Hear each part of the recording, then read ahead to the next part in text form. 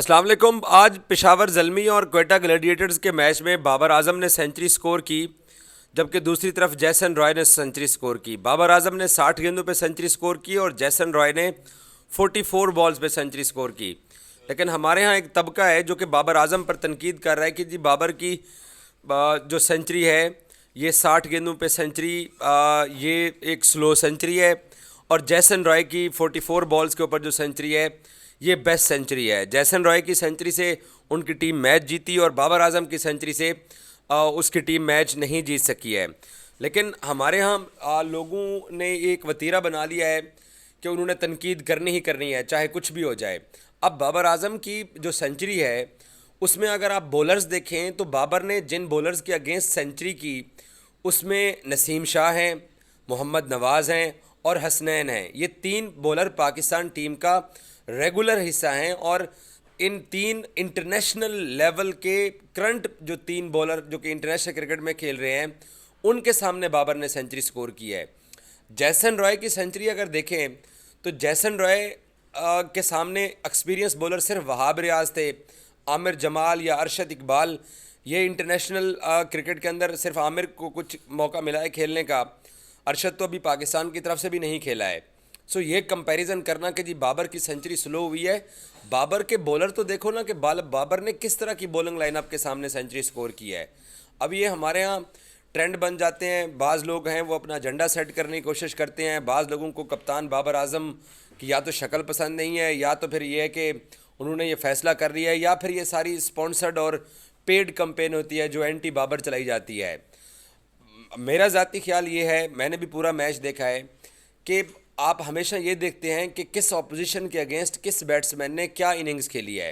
जैसे Naseem Shah world class bowler, Hasnain गो के वर्ल्ड क्लास अगर नहीं है तो एक्सप्रेस स्पीड के मालिक हैं और पाकिस्तान की तरफ से अभी वर्ल्ड कप खेल कर आए हैं। और दूसरी तरफ आप देखें तो नवाज़ जो हैं वो पाकिस्तान की टीम का रेगुलर हिस्सा है, वनडे का भी और T20 का भी। तो अगर पेशावर ज़ल्मी की आज वाली बॉलिंग देखी जाए, यानी कल रात वाली बॉलिंग देखी जाए, तो उसमें वो क्वालिटी नहीं थी जिस क्वालिटी को बाबर आजम ने खेला है। जैसन रॉय एक तो PSL में एक अच्छी फॉर्म उनकी नहीं लगी थी पहले मरहले में, फिर वो बांग्लादेश गए, उनकी वहाँ पर अच्छी फॉर्म लगी, उन्होंने अच्छी इनिंग्स खेली, तो वापस आकर उन्होंने चढ़ाई कर दी। और फिर पिंडी का जो विकेट भी था उसका बाबर ने भी फ़ायदा उठाया, उसका जैसन रॉय ने भी फ़ायदा उठाया। मैं तो जैसन रॉय की इनिंग्स से ज़्यादा मैं तो सैम अयूब की इनिंग्स को शानदार कहूँगा कि नसीम शाह, हसनैन और नवाज़ जैसे क्वालिटी बॉलर्स के सामने जिस तरीके की शॉट्स खेले हैं अब सैम अयूब ने खेली हैं, उससे जैसन रॉय की इनिंग्स मेरे लिए बड़ी इनिंग्स नहीं है। ठीक है, उन्होंने टारगेट ज़रूर चेज़ किया है और टारगेट चेज़ करके अपनी टीम को मैच भी जितवाया है, लेकिन अपोजिशन बहुत मैटर करती है। और हमारे यहाँ एक तबका है जिसने बाबर आजम पे अटैक सिर्फ इसलिए करना होता है क्योंकि उन्होंने किसी एक एजेंडे के ऊपर काम करना होता है। ऐसे में देखा जाए तो फिर कराची किंग्स की परफॉर्मेंस थ्रू आउट इस टूर्नामेंट में क्या रही, इस टूर्नामेंट के अंदर क्वेटा ग्लैडिएटर्स की थ्रू आउट परफॉर्मेंसेज क्या रही। गलतियां सभी से होती हैं और वो एक सैमन डोल का एक क्लिप जो है उसको शेयर किया जा रहा है कि जी बाबर जब 80 रन पे पहुंचा तो सेंचुरी तक पहुंचने के लिए बाबर आजम ने 16 गेंदें खेली हैं।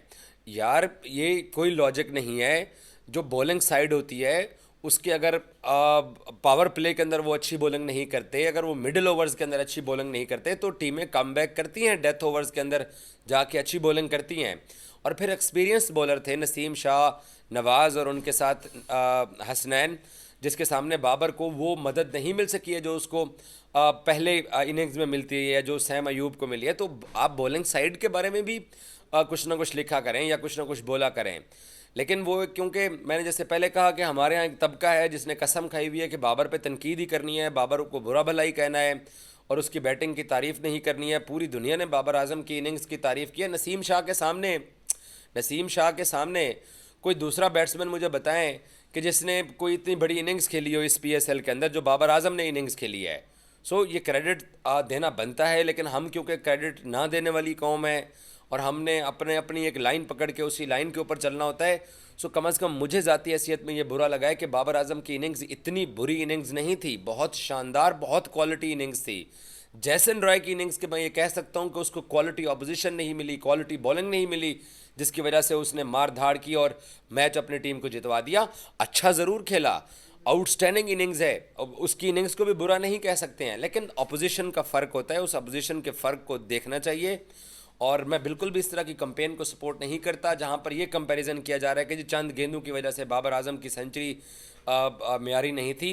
बाबर आजम एक तगड़ी बॉलिंग लाइनअप के खिलाफ खेला और जैसन रॉय एक इनएक्सपीरियंस वहाब रियाज को छोड़ के जो बॉलिंग लाइनअप थी पेशावर ज़ल्मी, उसके सामने वो खेला है। सो बाबर की सेंचुरी स्टिल टॉप पे है मेरी नज़र में। Thank you.